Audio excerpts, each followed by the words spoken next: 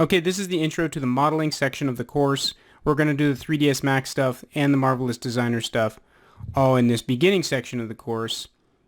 And we're going to start right off with some practice projects. This is the finished image that we're looking to try and recreate, and this is something I created for the course. And what I'm going to do is break it down into chunks and model specific parts of this for different modeling projects that you can follow along with. We're going to start off with the walls so that you have the base. We're going to do the floor. We're going to do this furniture. We're going to do a window up here.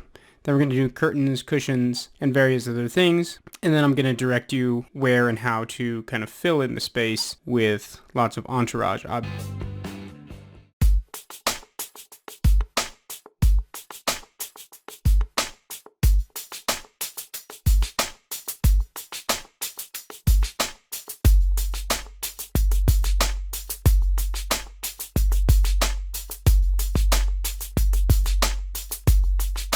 Okay, so this is not a basic modeling course, but I do want to go through some of the modeling that is unique to this project and perhaps some of the more advanced stuff that isn't familiar to everyone.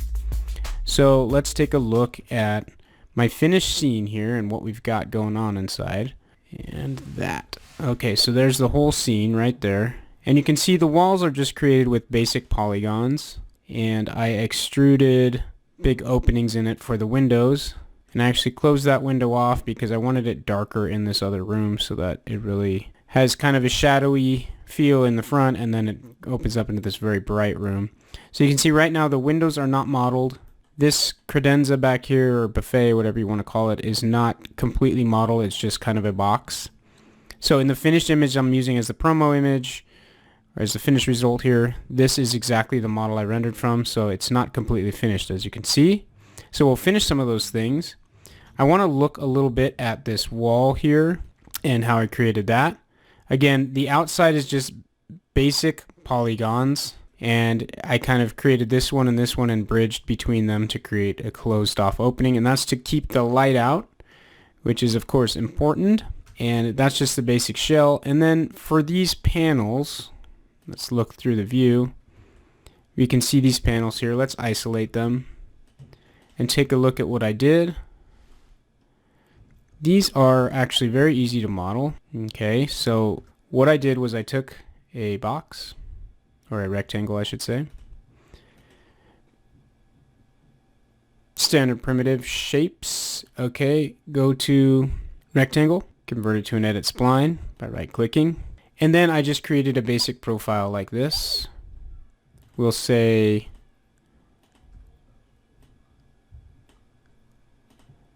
something like that.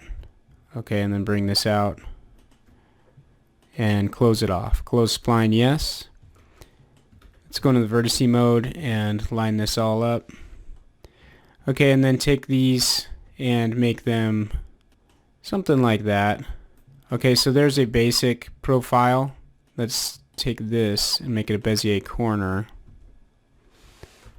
and kind of just do that, give it that little edge. And let's take this up here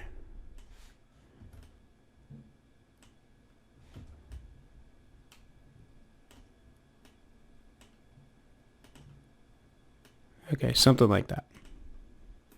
Alright, so a very basic profile, and then we just took this and we swept it.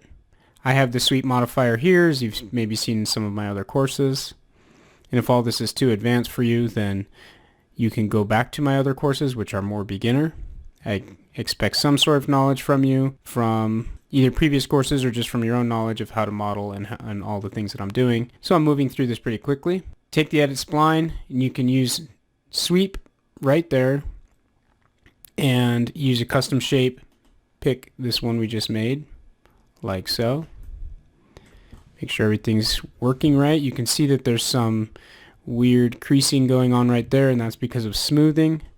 So we'll want to actually not smooth the path so we get a nice crisp corner there, but we will smooth the section, which is this shape here. We want it smoothed along those lines. Okay, so there it is.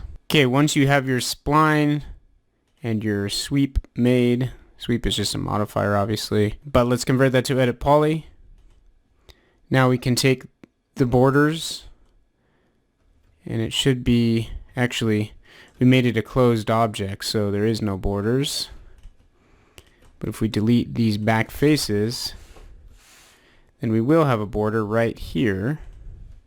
Borders have to be open, and we will cap it like that. Of course, you could have just made another rectangle and attached it to that poly. I do want it to be all one edit poly because then I can stretch it all together.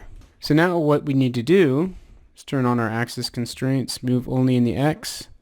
Of course, the other way to do that is to turn on your gizmos, select X, make sure it's highlighted, or select Y, make sure it's highlighted, right? So I'm doing that via hotkeys.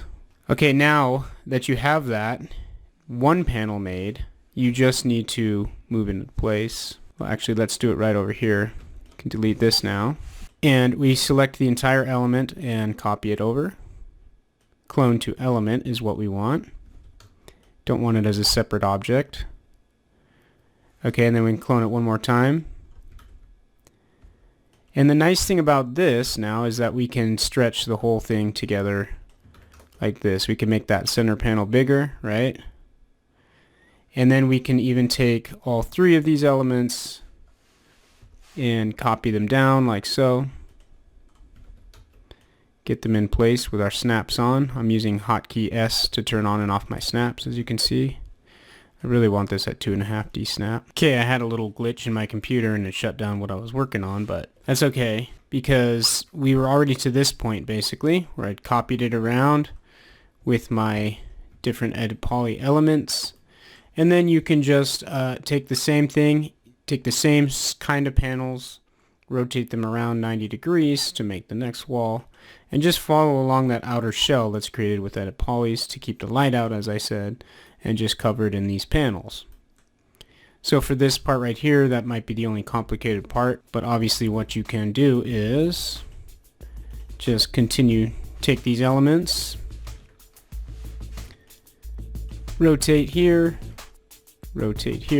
90 degrees, you can see in the bottom, 90 degrees right there, and then go from the top view and just place it like so. Okay, so you can just build up all your walls just like that. These will create really nice panels for you. So that's pretty basic. That's how we did the panels. Let's move on to something else. I think we're going to talk about how I created the floor in this scene.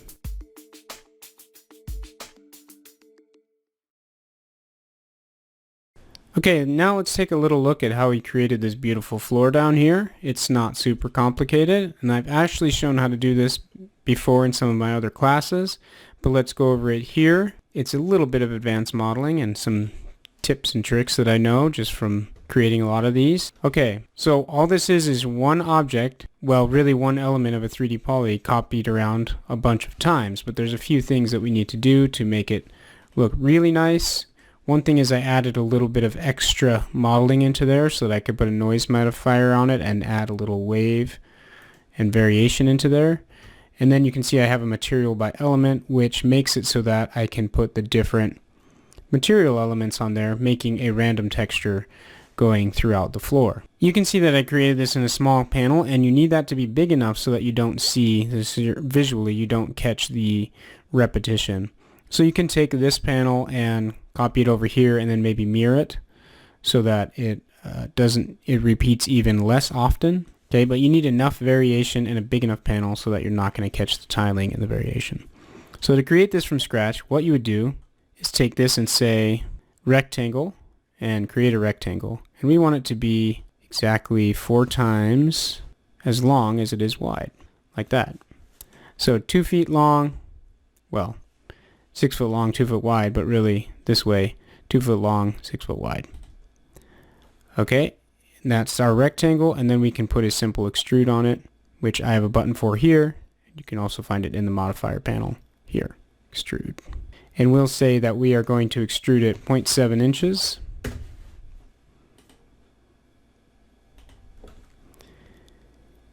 Then we can select these edges around here, and I'm going to put a slight chamfer on them. The easiest way to select them is to select just the face and then hold down Control while you go into edge mode, and it'll select all the adjoining edges. And then we chamfer them. Just a small chamfer just to see those edges. Okay, now we're going to add that extra modeling I was talking about with these lines going across. We can do that by simply selecting these edges and these edges all together and then using a connect command. Connect it 4 times. Actually 3 times to create 4 sections. Okay, so these should all be 6-inch squares now. So we're close to getting our single panel just right, our single board. Now we need to make sure the mapping is right on there. So let's put a UVW map. We want to take off real world here. And we're not going to get into materials yet, but here we have just a basic standard material with a bitmap put in the diffuse slot. Okay, we need to make sure the materials are going to be right. We're basically planning for the future here. So I just took this wood material and I'm cropping it to here by adjusting my crop box to make it the size of one panel basically, and then hitting apply, right? So that's applying that crop. Make sure it's showing in viewport and then put it on that material. So there it is. We have our image is tiled to 1 and 1 and our UVW map is 1 and 1. So it just applies it directly. If you look at the gizmo, there's a perfect outline around this object, putting that image, mapping that image directly onto it. Okay, so that mapping is correct for that object. Now we can convert it to edit poly again. Make sure the mapping is right first and then convert it to edit poly. Now we can simply rotate it 45 degrees. Let's make sure this is getting to exactly 45 degrees. If you're having trouble getting it exact, you can get the angle snap on, right? And then we can copy it. And I want to copy it in sub-object mode, element. And I'll show you why in a minute. Clone to element. We want it to remain as part of the same poly. Now because we divided it into perfect squares, this point and this point should line up exactly, and they do. And it looks like we missed part of our polygon. We did. That's not what we want. We want to make sure we're in element and we get the whole element, not just these faces. Okay, let's try that again. Clone to element. This line and this line should line up perfectly, just like that. And there you have it. Now we just do that over and over.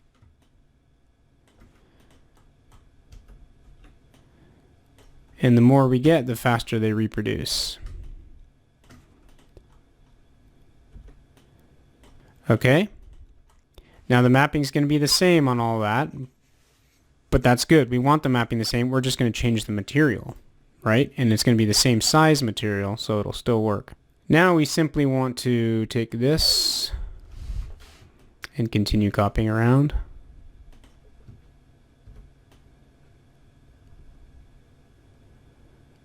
Look at that, isn't that cool? Rotates all of them at the same time. Make sure you're in pivot point center to do that.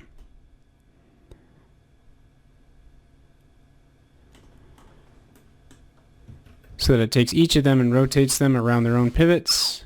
Get that corner lined up right there. And that is our basic building block. Everything should line up, and it does. Now we can just take this, copy it up, clone to element.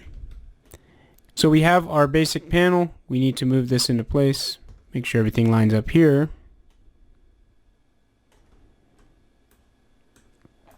And then let's copy that all one more time.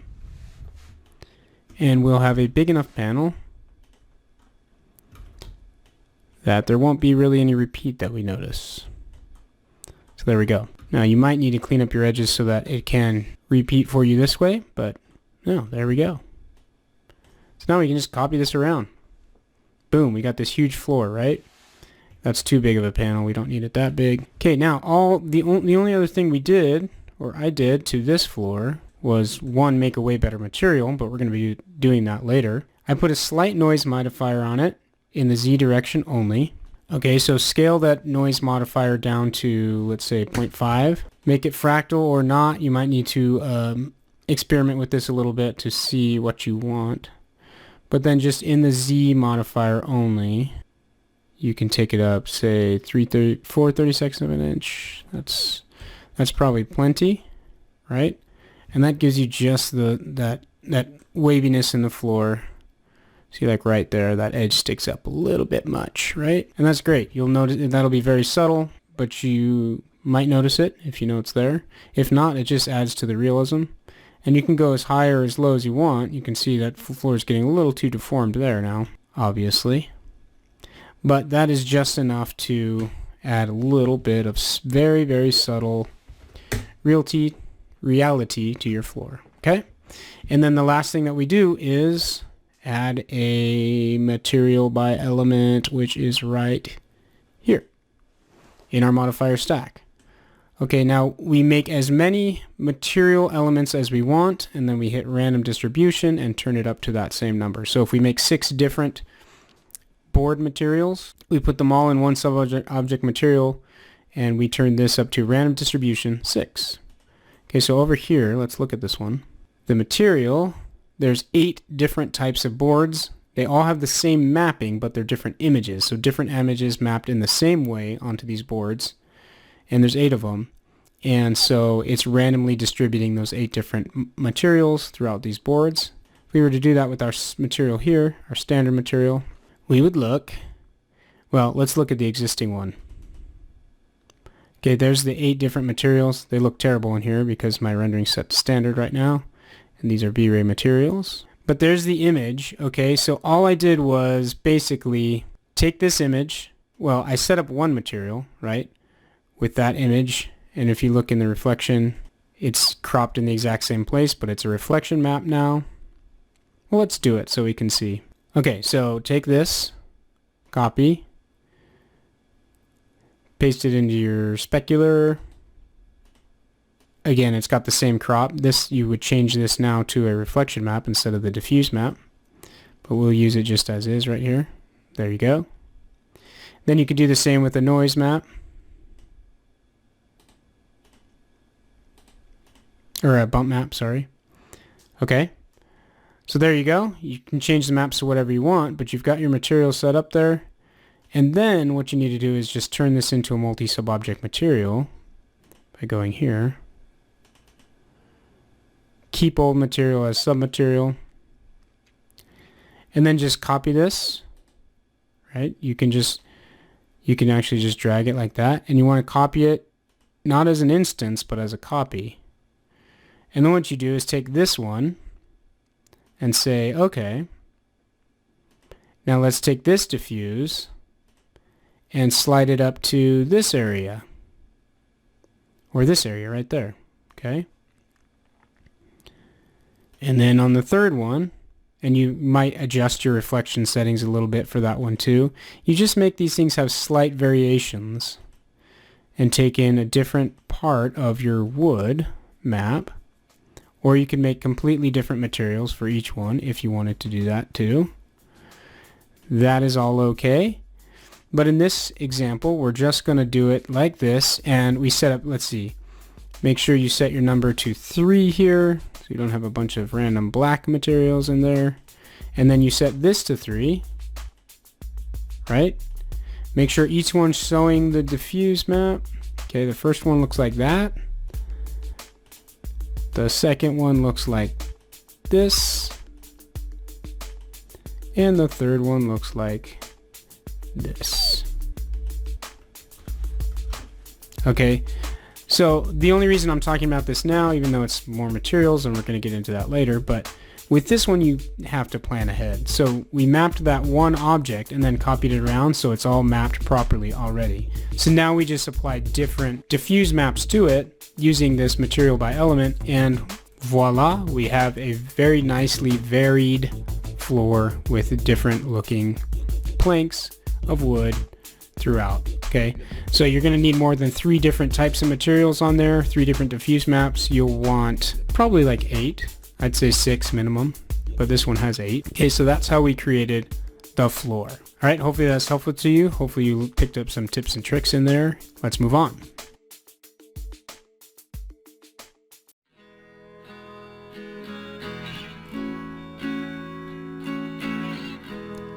Okay, now we're going to have some fun and actually model together. You're going to follow along as I model this window because currently it's not there and it needs to be there. Okay, so let's just isolate just that piece there, and we're going to put a window into here with frame and all. Okay, and I'll show you that, again, just using basic poly modeling, we can make a really advanced model. And the important thing here is that we just pay attention to detail, because we're going to try and model this scene as if we can set up a camera anywhere in the scene, and no matter what we're looking at, it's going to be high quality and photorealistic. The only thing I'm not modeling is the other room that's behind me.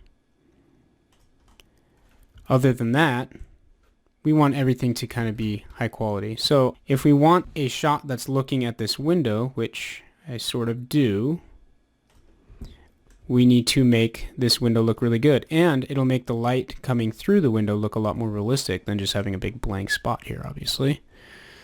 So again, we can just do a sweep. Let's do that. Let's just use one of these standard bars in here.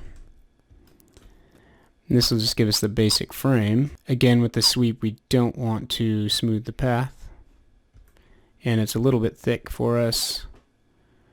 So let's do... Okay, now an important thing here is going to be, let's make it a little less wide too. Oh yeah, much less wide.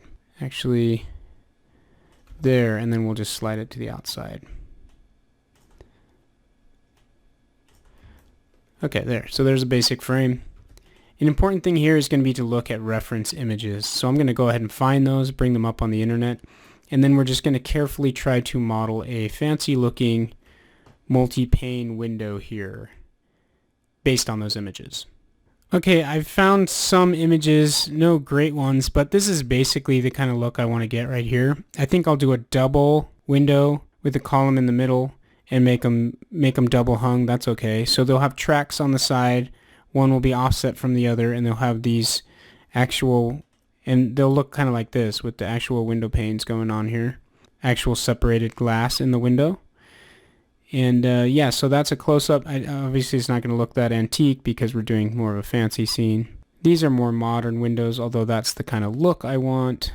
But we want the fancy kind, the actual divided light windows. Okay, and we could search a lot, but this is a pretty good reference. Really, we just have to understand the construction of the window and then just build these things, and we should have a pretty nice detailed window. So back in here, let's divide this into... Let's just take this and isolate it. Let's divide this into two areas by putting a rectangle. We'll convert that to edit poly. And we'll split it right down the middle by doing a connect. Now we've got our two different areas of the window. Now from the inside, let's set this to 2.5D. Okay. From the inside, let's see, what will we do here? Let's just start creating some geometry. Let's say inset both of these by polygon, like that. Then we'll extrude, inset, apply, extrude. Let's extrude that back about that far. We can detach those two rectangles, because we're just going to build a frame here.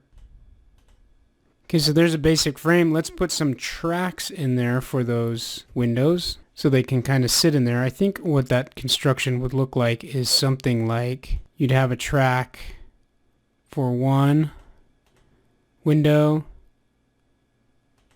and then maybe a small something like that, and then the other window.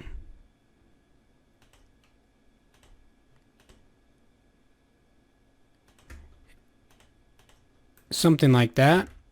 This actually might be a lot smaller. Let's even out all our lines here.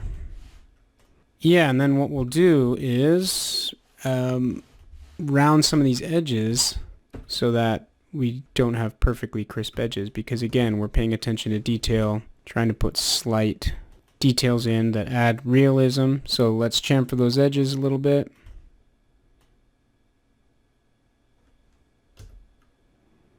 Just ever so slightly. Okay, that can give us our profile for a sweep. Move that up into place here in our frame. We'll actually take I think that sweep would go all the way around a window like this. Let's again use our trusty sweep command. Use a custom shape. Pick our little shape here to make our window track area. Make sure the smoothing is right. It is. Let's move that into place. Make sure the settings on your, you can see that it's not in line with where I wanted it, so you can use this to put it in line. Okay, now move it into place like so, right about there probably. Make sure our profiles are looking good. Yeah, that's pretty good. And we might want this actually to be thicker in the center. Let's move it 1 inch over by right clicking, 1 inch in the X direction.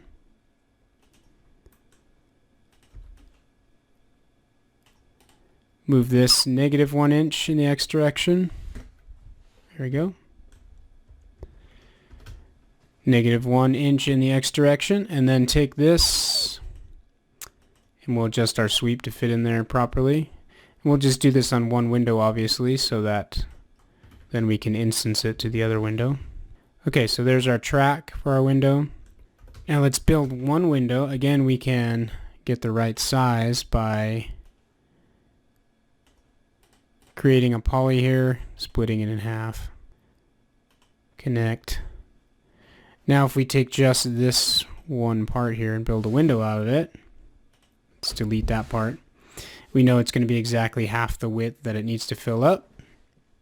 Okay, now with just this one window, this should be pretty easy. What we can do is, let's see, what's the best way to do this? We can either shell it now and give it some depth, or we can create the face of it and do that later. Let's see. I think it's easiest to create it like this. And again, we can just do add some edges into here. I'm using Swift Loop again.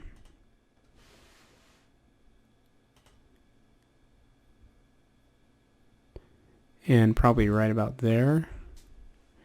Let's see, maybe those edges need to be a little wider. Something like that.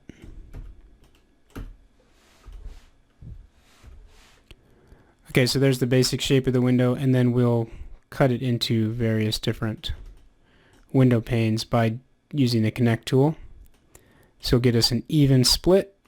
We'll want 2 connections along there and 1 connection along this side. Okay, very nice. Now let's see. I think what we'll do here is take this polygon, or these polygons, and inset them a little bit. Do it by individual polygon, like that. Make it a little less, like that. Let's drag that this way a little bit. Does that work? Yeah. That's looking good. And then you can extrude it in. And then what you can do is, let's do one more extrusion like that. And then just delete those edges. Now one thing I want to do is take these ones here, this line, and this line, loop it. Oh, it's not going to let me loop it, but it's just these ones here. Guess that's not a loop at this point. Okay, let's just manually select those ones, and those ones, holding down Control to select multiples. And then I'm going to chamfer those to kind of flatten out that edge so we don't have a sharp edge in the front. That should look like that. Okay, that's a pretty nice window there. Now obviously we need some thickness to the window. So let's take the border, the open border, hold down Shift as we drag to create new geometry. If you didn't catch that, we're selecting a border which is open edges, making sure we're dragging in the Y direction only, and holding down Shift. It's giving that window thickness. Now the only other thing I'm going to do is take, again, the border. I'm going to select these borders in here.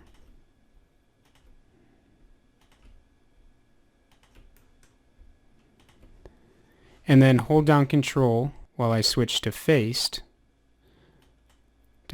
okay? And then I'm going to extrude those faces in on themselves using the local normal, like that. Okay, can you see what that's doing? Let's go over here. It's taking them and creating a little slot for our glass to sit in. Okay, so this might be going a little overboard on the detail, but it's okay. Alright, so the profile looks like that. And then what I'm going to do is just mirror this using a symmetry modifier. Okay, and we want to go and take our mirror line and go like this, rotate it, going into sub-object mode of symmetry, rotating this, and then we want to flip it. Nope, we don't want to flip it. Yes, we do. So we want the mirror to be right in that groove we created for the mirror, for the glass. So put it right about there and then flip. Now we've got thickness to our window. And perhaps it's too much thickness because those stiles and rails look a little too bulky at this point. But that's okay. Let's just convert that now to an edit poly. Oh, actually no. Leave the symmetry there. Go out of sub-object mode. Take the vertices.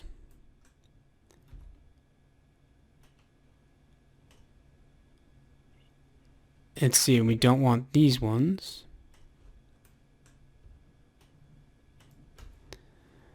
And then we can, let's show the finished result here.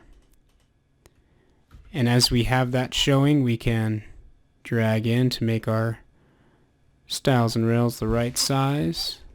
Or what do you call those on the Windows? Muntins? Anyway, whatever those things are called. And there you have it. Okay, so finished window looks like that. Let's see if it'll fit into our track here. Probably not. Still a little too thick, right? So let's center it right on there. Let's do the same thing again. Move those vertices even more. So it fits right into that track. And there you have it. Now we can create some little pieces of glass to fit in there. And we've got a nice window.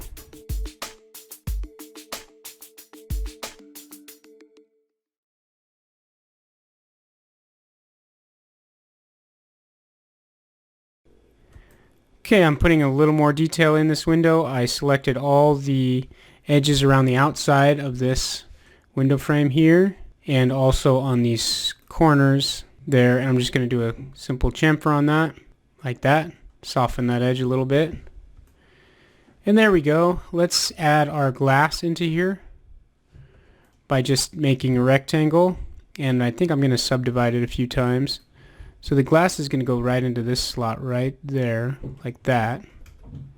Let's place that. Extrude it. Turn it into an edit poly. Get it down to the right size. Right.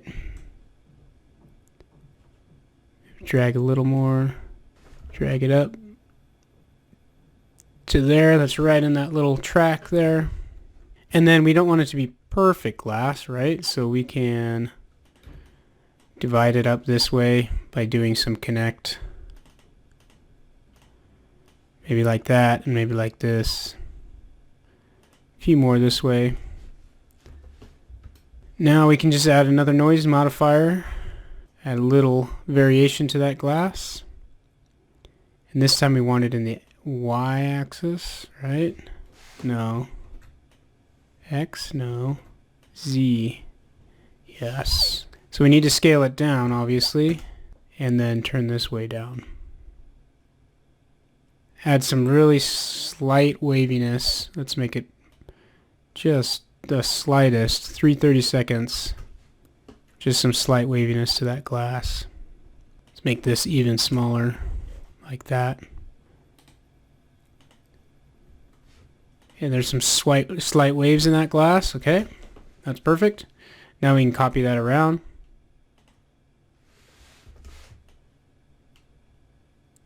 And just place that glass in its little slot. Maybe mirror this one so it doesn't match the other side exactly. Mirror it in the y-axis.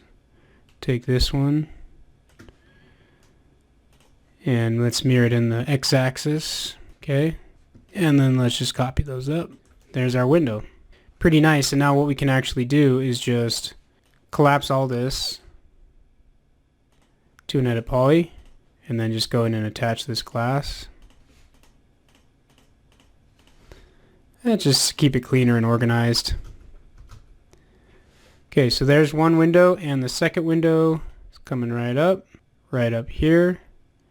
And actually, yeah, that works. Actually, these would kind of overlap a little bit, but this is okay. We need to set this in this other track, which is where? Right here. We got to get rid of this thing that we used for our original sweep. Okay, so that window sits right in there. These should be slightly separated, and they are. Okay, so there's a window, one window, and we can copy again right to the other side. Let's isolate again. There's two windows. Yeah, let's cheat a little bit. This I want to be slightly larger in the Y direction only, so that these two overlap. So obviously when you scale it, it messes up your proportions and everything, but we're just going to cheat it real quick, because this one, yeah, that one's going to sit just like that and overlap just a little bit. Select that whole thing, and we should have our window. So yeah, it should look more like that. From the back side, looks like this. Okay, there it is. And we could adjust that how we want. Right now, I think it's got a nice amount of detail. I don't know if it's totally accurate as to how that thing would be, but I think it's going to render very well, which is a big plus. Make sure that track is in there as well. Make sure everything's in the right place. It looks like it is. There we go. There's our window. Now, if we set up a camera, we're not going to get to cameras yet, but take one of my existing ones for my final project. Let's copy it over here and look through it at our nice window. There we go. That'll render real nice. Okay, so now if we're looking directly at the window, we have something very good to look at, a very nice model. Okay, and so even if we're looking to that part of the screen, now there's not just a big blank spot there, but we have this really nicely modeled window that should come in handy for us as we move forward.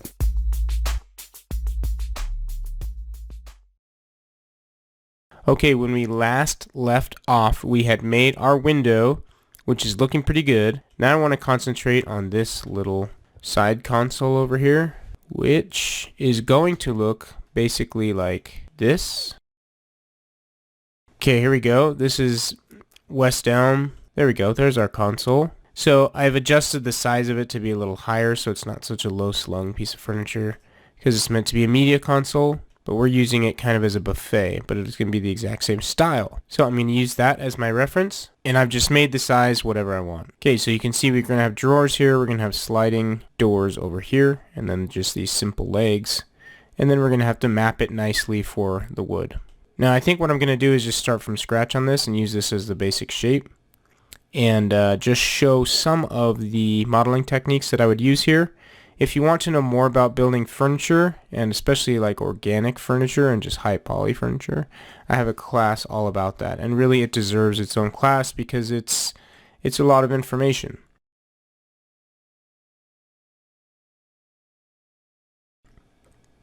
But I'll show some basic tips and tricks here for modeling some furniture that is high poly but is not really organic shaped. So I think what I'm going to do on this one is just use the basic shell here. So let's take out everything except for the outside. Let's just delete that. And we'll select the border here and just come back kind of like that. And then we can cap that off back there. Okay, so there's the basic shell of our furniture. This is basically just a box with the front chamfered and then beveled in for that look that we want for the mid-century modern piece of furniture. Now if you look at the image, which we will do, it's got these kind of rounded pieces. Well, just this one rounded piece that comes down right in the center here as a divider. That we will just create as a separate object. And you can see I split it into 3 parts, so I have kind of my measurements here. This can just be a renderable spline, but let's make it render with a lot of sides just to make sure that there's no faceting in that thing. And then we can turn it right into an edit poly, or leave it however we want, and then we can just crash it in up here. Go to about right there and about right there. Okay, and then just put it into place in the top view. Make sure we're only moving in the X direction. Should be right about there. That should work just fine. Let's make sure.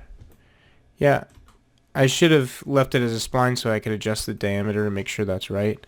Now I could go here and scale it, but I think the diameter is luckily just about right. It's about 1 inch. I could scale it in just the XY direction like this to make it bigger still. Maybe we'll leave it like that to accentuate it a little bit. That looks good. Now we need to think about how this thing would be built in actuality. So let's say there's a divider here that comes back to the back, and that doesn't need to be editable. We can just go to the spline subobject mode here and maybe offset it. Go to outline, make sure we're on center, and we'll outline it from the center like that just to make a little rectangle that can be extruded. Make sure that's up in the right place right about there, and then extrude it. Now you can be a lot cleaner about where everything lines up and snaps to each other, but in this case we don't really need to. Let's make a drawer to sit in there and make sure to leave a little gap here. You don't want to snap there because you want to see a little gap. That's how it would be built, with the nice tight gap right there. Make those corners and just kind of eyeball it to right about there. Let's make that gap a little bigger so we can definitely see it when we render on all sides. And it's going to be about that size right there, and then we can just extrude, of course. Now a couple different things we could do. We can make the whole drawer like this. Let's do that, and then we can put it into place. This part is a little bit of overkill, obviously. We want to make this scene very high detailed, but making the actual drawer behind is overkill because there's just no way we would ever see it. But hey, we're going to do it anyway. Let's just turn that into a basic edit poly again. And I like doing that because then I can then it's all just about pushing and pulling instead of using modifiers so much, which I tend to find a little easier. Now, if this was drawer, let's see, well, let's make it an actual drawer. We don't want it to just be a box. This is the part that's really overkill, totally unnecessary. But showing you how to use all these tools is important if you don't know how. And again, polymodeling is something that definitely requires its own course, and I have courses that go over it in depth. Here I'm just giving you tips and tricks on how to do some basic furniture. So that drawer looks pretty good. You could put a slight micro chamfer on it by selecting the face, holding down Control, going to edge mode, and that will select all the edges around that face. Now this chamfer would be very small because this is really, that's a little too small, but you want to see it in context about right there. Okay, this is modern furniture. It's got kind of crisp, sharp edges, so that looks great. And now, because this is just an edit poly, we can just simply copy it down as an element or as its own object and make the rest of the drawers, right? Make sure that gap is there.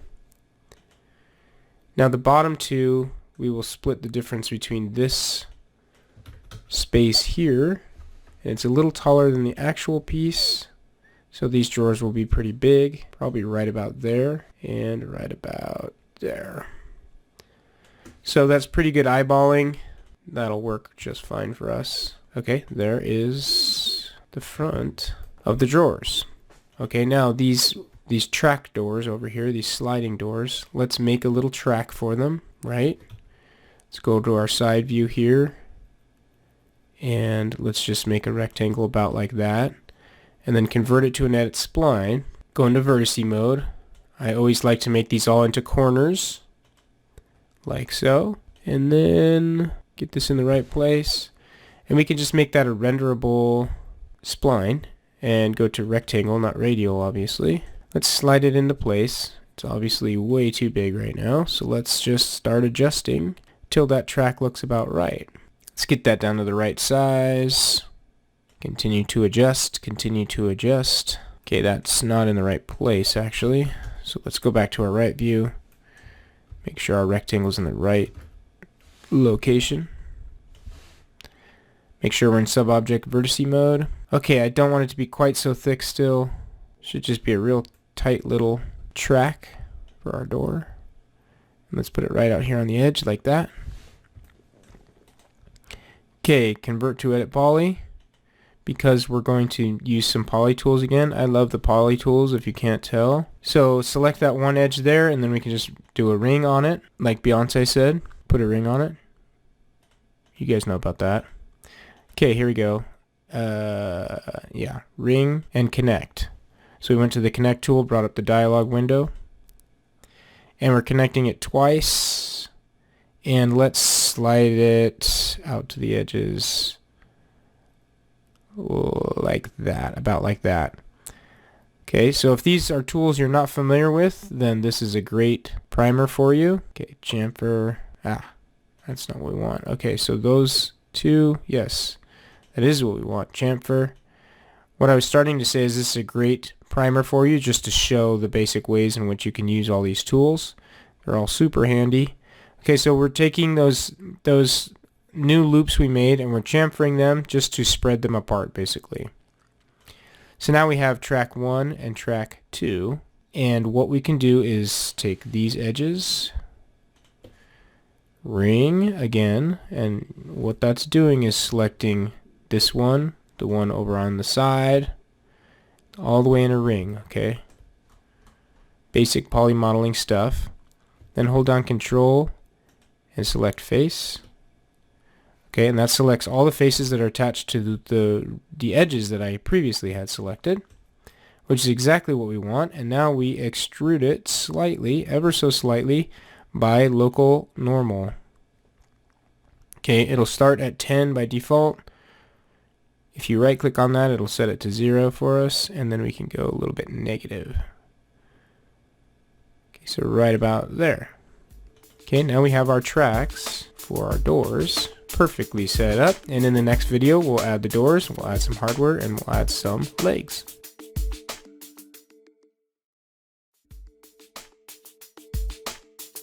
Alright, we were in the middle of putting on some doors. Let's do that. That should be pretty easy. Let's look at our picture real quick. Okay, so we just have doors going each direction, simple piece of hardware, and then we just really need to do the legs and we're there. It's a pretty simple piece of furniture to get started on, really. No organic shapes, everything is hard lines, but it's a great way to explore all the different poly tools. And I'm using spline tools to start my creations as well. So this is just a rectangle, and turn off the enable rendering in viewport and in renderer so that it's just a spline. And then there's a couple different things you can do here. You can extrude it, or you can put a normal modifier on it. Of course, you may not have this tool panel, but those are all found in the modify panel. Let's go in here and put a normal. Okay, we don't want to flip the normal, we want it to stay that side, but that just turns it into a shape. You could actually just right click on a rectangle and convert to edit poly as well. But then once it's just a face sitting there in space, we can put a shell on it, and there's our door, right? We also could have just extruded the rectangle to make a door, but either way, let's just use that because it looks great. Now it needs to fit into this groove that we made here, and I'm now looking at that thinking the groove is not thick enough. So what we can do with that is, of course, just scale it. You could go into the vertice sub-object mode here and select the vertices you want and kind of stretch them over. I'm just going to scale it in sub-object mode in the x-axis only, like that, and then move it over into place. Make sure that door is thick enough. That looks thick enough. Okay, so let's turn this door into an edit poly. Now we can just kind of make it the exact size we need and just put it into there. It can be a little bit smaller maybe, like so that it doesn't fit absolutely tight into that groove, because that wouldn't be right. Move it in the y-axis down, make sure it's just sitting right in there. Perfect. And we can again put those micro chamfers on the edge. Let's do that just for consistency. Again, we went to the face, selected the face, and then control to the edges to select all the edges that were connected to that face. Okay, just the slightest of chamfers. And then we will hold down shift while we copy this guy to there, and it should be an instance. Actually, you know what? It's probably not an instance. Well, maybe it is. I'm trying to figure out how it would work here in the center. You're not going to have a gap there.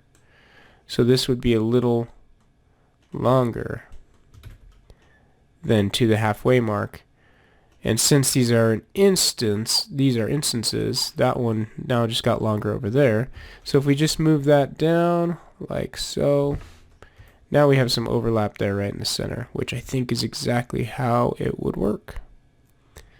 There you go. We've got it sitting in a track. If anything, you could make that a little thicker, this whole track a little thicker, and the doors a little thicker. But I think it's okay for now. We'll have to see when we render, I guess.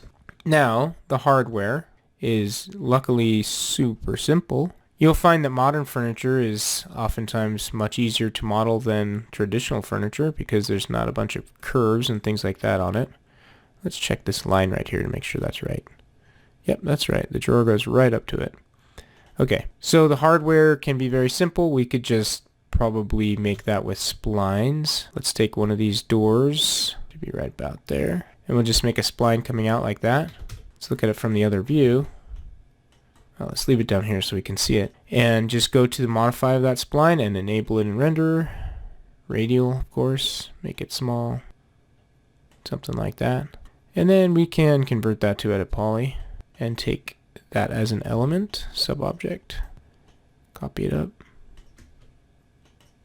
And then let's move it out here, holding down shift to create a new element, rotating it 90.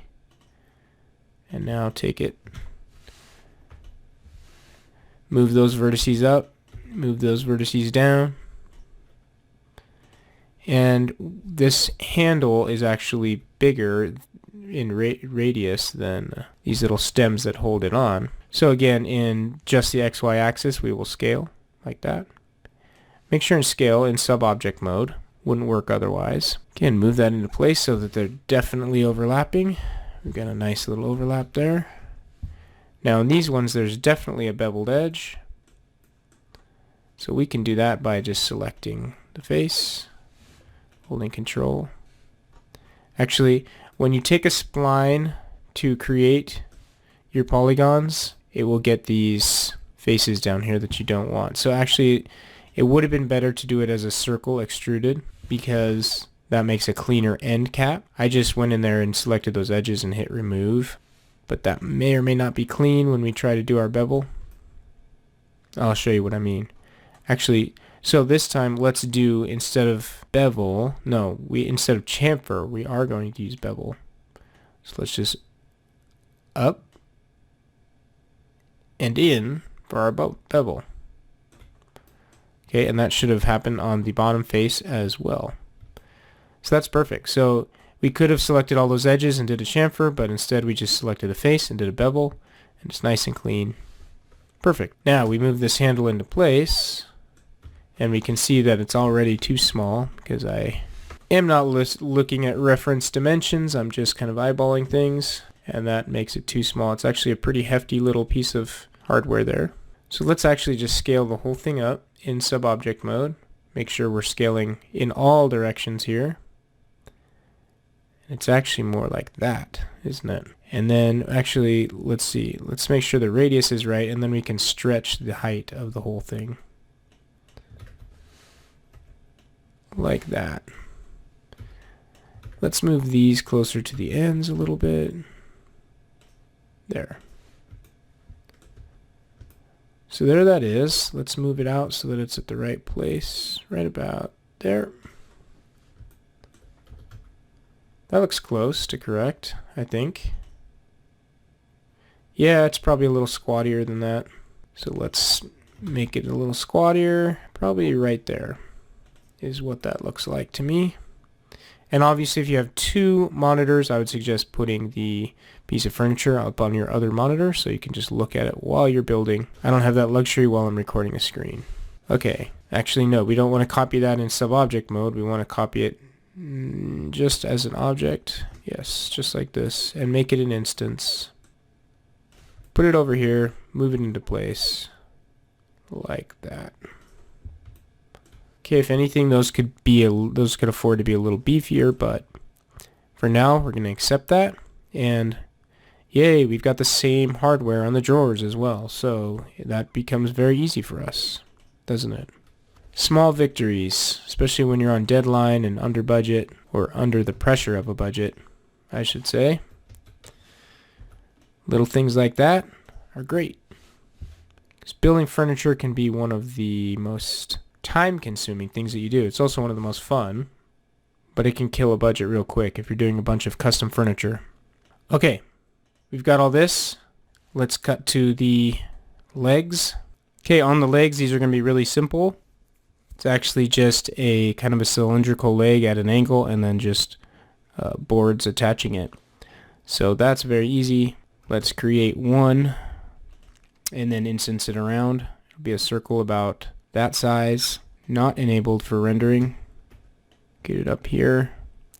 We'll just do a basic extrude on it in the negative direction. Convert it to edit poly. Our old friend poly. Okay, move the vertices up to the floor height. And then we're going to take those same vertices and scale them down in the X and Y direction. Like that. Let's make sure that looks right. That's a little too tapered. Something like that. Okay, and there's other ways to do this. You can make a cylinder and put a taper modifier on it. You could do that kind of stuff. That seems way more tedious to me. That's why I love these poly tools, because it just makes things quick and easy. This definitely has a chamfer on it, and we'll actually make it probably multiple chamfers to make it a little bit kind of rounded like that. So just turn up the chamfer edges to 3. Check mark. There we go. I think that's about right for that thing.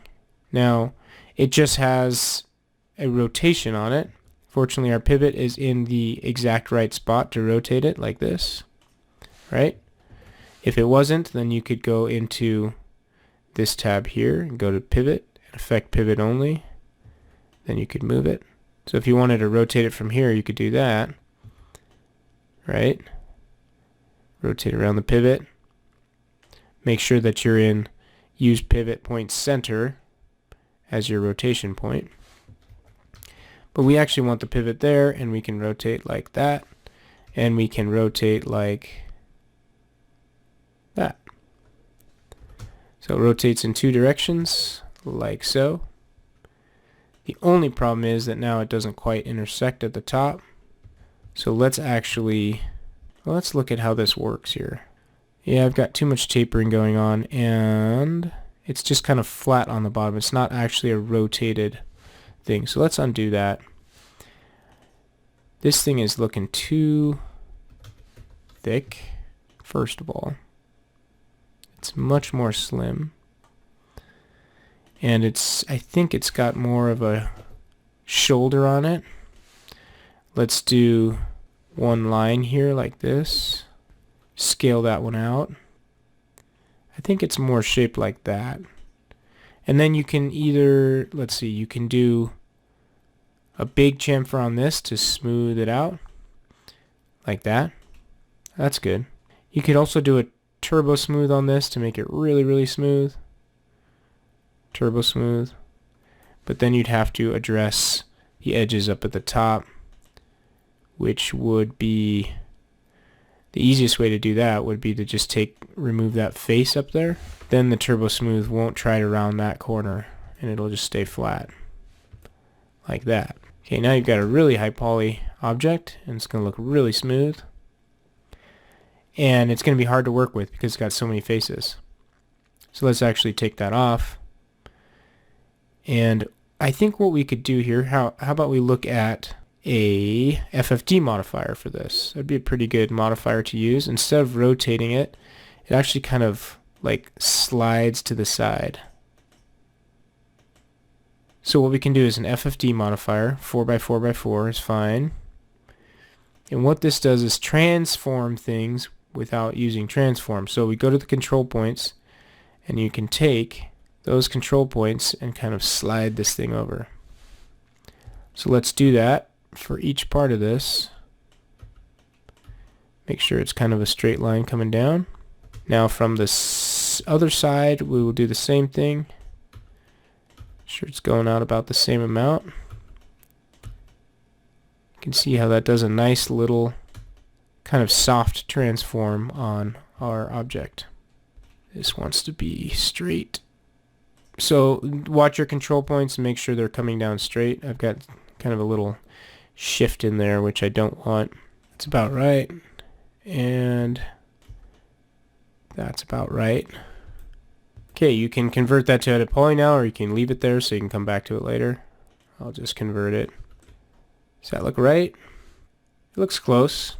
Maybe it looks a little scrawny for this big thing that it's holding up. Maybe because I changed the proportions of the furniture, I should have made this leg a little bigger too. Or maybe we need to put a center leg in there, but that doesn't really fit the style.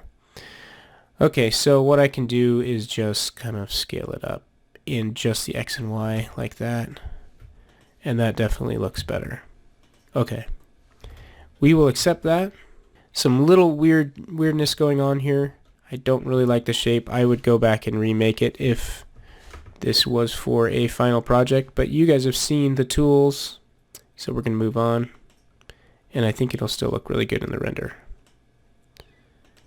It's more about demonstrating than making a perfect project here. Okay, now I'm just instancing them around, mirroring them. No clone for the mirror because I've already got the clones. Let's make sure we get this distance right here by looking at the image. Yeah, it's pretty far off the edge. One thing I have that's not going well for me is that these legs are long in proportion to the overall height of the piece of furniture. So I should have actually exaggerated these legs up, but because of the shape of my buffet, it doesn't really look the same. I could adjust that by shifting all this up, but I'm not going to do that because it's not essential to the course. If we start rendering and I'm looking at it thinking that looks really weird, then it is essential to the course and we'll go back and fix it. But when you're eyeballing furniture, this is kind of the problems that you run into. It's making sure those proportions get just right. And I'm also adjusting the piece of furniture to fit my room, which means I have to kind of eyeball the proportions and see if they look right or not. Okay. Just building these last little pieces here. We'll finish this up by just doing some rectangles and extruding. Make that into an edit poly. Need one back here too. Actually, that should be an instance, of course. Okay, I'm going to finish this up, and in the next video, we'll move on to the next thing.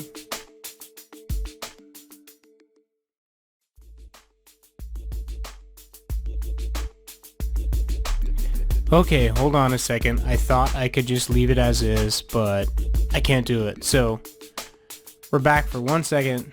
I'm adjusting the proportions of this. I took this base after I made it, and a couple things I've noticed about it that are wrong. First of all, these sides need to come in like that. I made it all into one edit poly so I can just stretch the whole thing together, which is really handy. Okay, I made it way taller, and I'm gonna take this thing and actually kind of attach everything so that I can stretch it all together too. I just find that easier. You can leave these all as individual objects, but then you'd have to stretch them all individually. So have fun doing that. Okay, once this is all attached, oh, I missed the track. Gotta make sure everything is attached. Okay, as edit polys. And we will stretch this part up to there. And then we just need to address the proportions of our drawers up here. And that looks okay. Make sure that handle gets recentered. Hey, that's looking pretty good. Let's recenter these.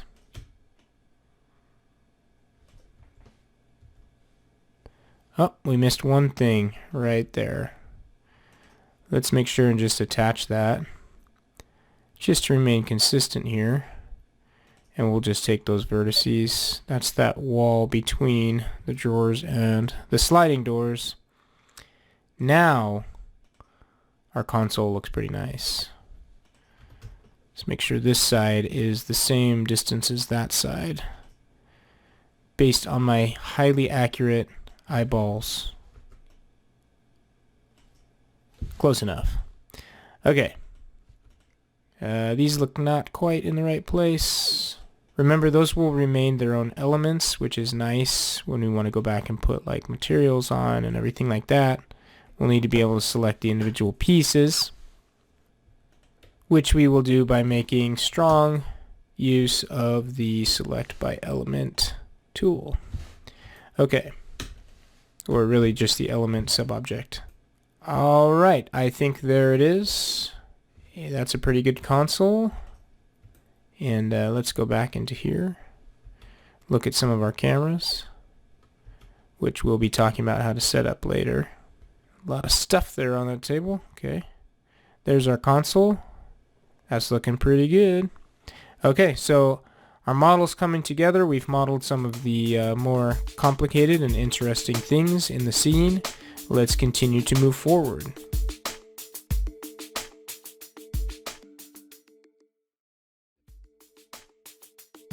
Okay, so if you've gotten this far in the course, you're probably thinking now, come on, dude, teach me something that I don't know. And you're probably making some snide comment in the remarks right now, like, oh, this is so basic. And that's okay. It's hard to make a class that fits everybody's level. But so far we've just showed basic poly tools, which probably a lot of you know already if you're in this course. But maybe you're wondering how I did some of the decor stuff, which is a little more complicated, perhaps. Well, the truth is I bought a lot of the decor, but I did also make some of it. I can make it all myself, but buying it is a lot cheaper and faster a lot of times. So I actually suggest doing that, because when you buy stuff, someone has probably spent days making that just perfect, and it costs you like $15 to buy it. So let me ask you this. Is 3 days worth of your time worth $15 or not? Mine's worth a whole lot more than $15. So buying it is actually the way to go sometimes. But sometimes, oftentimes, you have to make something completely custom because a designer or a client says, I want this. And you look all over the internet and you cannot find the object that they want in 3D. So you just have to build it. So it's very handy to know how to build it all yourself. But if it exists on the internet already, buy it. Especially if it's high quality. Well, only if it's high quality. Okay. So this little home decor thing, there were some interesting modeling tricks that went on with this, so I'll go over some of those. Because this is no longer basic poly modeling. There is some of that, but there's also some other tools that maybe you haven't seen before. And maybe you have, and you're still going to make your comment anyway. That's okay. At some point, I bet you I'll teach you something that you've never seen before. Okay, so let's just start with a circle here. Let's make the interpolation go up, so it's a nice circle. Okay, what this is just like a ring with kind of like Christmas lights strung around it. Okay, that's all it is, sitting on a base. So how did I make that? Well, I'm not going to model the light bulb because that is just basic poly modeling. It looks like I've actually got a mistake in it right there. And if you look inside, it's just got the little filament, and I mean, the way you model that is just using basic poly tools, but looking really, really closely at like a little Christmas light and just trying to mimic it. So it's just about being meticulous in your modeling. but using the same basic tools. So let's enable rendering on this little spline here, and I can see some faceting, so I want the interpolation even higher. Like that. That's really high, but no faceting. Okay, so then to make this Christmas light strand string around it, what I did was make a helix right there. Okay, so let's just make a basic helix and we'll go in and modify everything later. Okay, so there's a helix, which is just like it's like a spring or a spiral or a spring or a spiral. Okay, and you can adjust all the parameters of it. There's radius 1, which is the outside radius. There's radius 2, which is the inside radius. We want them to be the same. We want them to be about, we'll say, ½ an inch. Okay, 0.5 inches. All right, good, good, good. Now, how many turns do you want in that helix? Well, we want a whole bunch. See my spring shape happening there? That's pretty cool. And then we want to adjust the height. That's the last thing. Okay, so let's spread out those coils by quite a bit. Let's turn down the turns. How many times do you want that to wrap around? Well, I don't know. We're going to have to figure that out. Now let's rotate this whole thing so that it's in line with our little circle here. Okay, now what I did was use a bend modifier. Let's place this up here. And I don't like the radius of our turns. Let's make those quarter inch. Oops. 8/32, otherwise known as 1/4. Okay. Now let's try a bend modifier on that and see if we can't get it to bend all the way around that turn. The bend modifier is confusing because I don't know why. Just the angle and direction thing, it's not really intuitive, but you can see I'm making a circle there. Okay, so if I took that and made the direction different, like that, 90 degrees, now we're making a circle, right? Okay, so let's move that into place here. And it's going to be bending starting at the pivot. Okay, so it's actually working quite well. And when you're doing the bend modifier, I would suggest going into just a orthographic or perspective view so you can see how it's bending, and then you'll know kind of how to adjust this from there. So obviously we want that at exactly 360 degrees. The direction, as you saw, was which way it's bending. You can bend it across different axes, and you can see the wacky stuff you can get here, right? So you'll want to adjust this until you get something that looks like it's starting to form a circle, and then you'll change the direction to make sure it's going in the right direction. Okay, now you can see it's created a circle here, which is what we want, but it's not a big enough circle. So that's where we go back into our helix, and we start adjusting. And we can put it on show end result so that we see what the end result is as we change the height of our helix. So right about there is what we want, right there. And then let's add some more turns into it so it goes around that thing a little more. And then let's see, let's change that height so it's right there, so it's kind of weaving its way around this thing. There's a couple spots where it's wrong, I can see, and that's because our pivot is not in the exact right place. Okay, so now adjust that height down. There we go. There it is. Now it should be just going right around that thing. Yeah, that's perfect. Okay, now if you wanted that to look more like a light cord, you could render it as a rectangle, right? Change its shape. We probably don't need the insane interpolation going on here, which is really, really high. Okay, just keep adjusting this until it's the right size. Something like that. Okay, cool. Now I think what we would do here, let's see, can we turn that into an edit spline? Yeah, we can. Now that's just an edit spline. Turning down the interpolation won't work here because it's already kind of burned in. Making it an edit spline gives us the ability to do the next little trick that I'm going to show you. And I don't like how thick this is, so I'm going to change it back. Yeah, maybe like that. Okay, now the next little trick is just the align tool. Let's take one of these objects here. It's actually a group. I've got the polygon of the light. Okay, copy that over here, and we'll detach it from its group. But we'll take this light here, and we'll get it kind of positioned how we want. Let's just say like that, and we'll go to the other view and make it straight up and down. Close enough.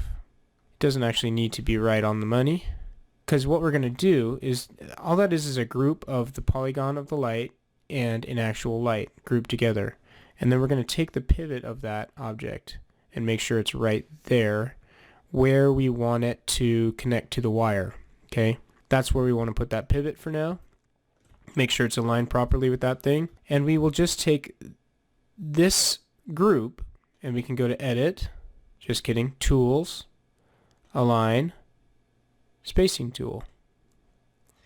Okay, now we'll pick the path, which needs to be a spline, and we'll select our helix.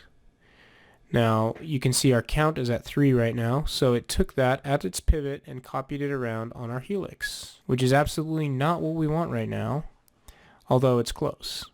So we want it to be in centers, we want it to be following, which means it follows kind of the direction of that line. You turn off follow, you'll see they all stay in the same direction. And then what you do is just go, instead of count, we'll go to spacing, uncheck count, and say every 4 inches. Okay? Boom. Look at this. It always goes away for whatever reason when you move. But there it is. It's all following. It's following the shape of my chord at every 4 inches. You can make it every 3 inches if you want. Like that. Cool. And just hit apply. So it's no longer paying attention to count.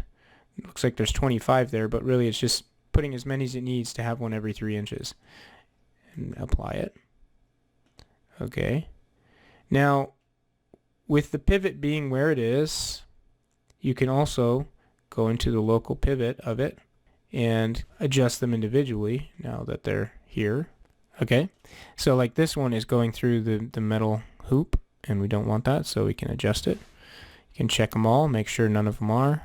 If you just want some to look more interesting in their placement, then you can adjust it like that. Make sure there's not a lot of overlap. We got some problems right there. This one just happened to be right where it would run into the metal hoop, so we just cheat that over maybe like that.